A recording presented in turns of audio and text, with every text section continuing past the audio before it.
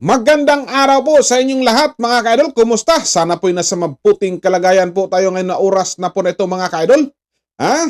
So dito po tayo ngayon sa ating video reaction mga ka-idol. Tungkol po to sa interview na ginanap po ni Congressman Toby Chanco mga ka-idol. So doon po sa kanyang interview mga ka-idol, tungkol po to sa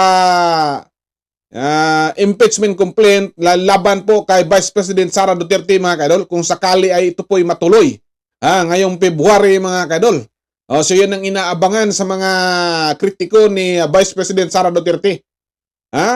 Pero ayon po sa panayam ni Congressman Toby Chanco mga kaidol, talagang napaka-hipokrito naman po sa mga congressman kung talagang gustuhin nilang ipa-impeach si Vice President Sara Duterte samantala ang kanilang kasamahan mga kaidol ay hanggat ngayon malaya pa. So kung pag-usapan po natin yung kay former Congressman Saldico mga kaidol, hanggat ngayon mga kaidol wala pang nagawa ang mga congressman. Lalo na po sa Kongreso mga kaidol, wala silang nagawa kung paano po nila pawiin si dating Congressman Saldico. Sa anumal lusong flood control project anomaly mga kaidol na talagang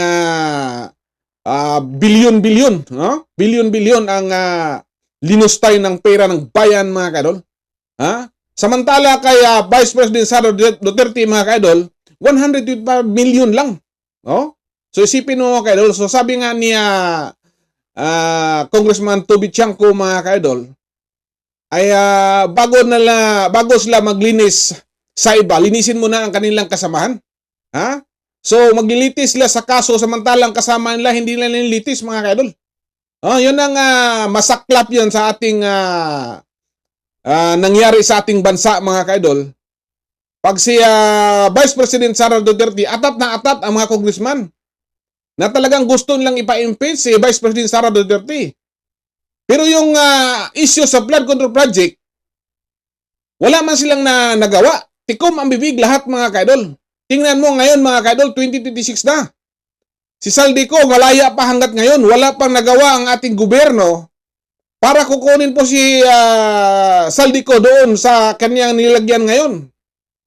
Mga ano lang, sabi, nandyan doon sa Europa, ang daming mga puro haka-haka lang ang sitwasyon mga kaidol. Wala silang nagawa sa Kongreso kung paano nila paharapin si Congressman Saldico para maituro na ang mastermind.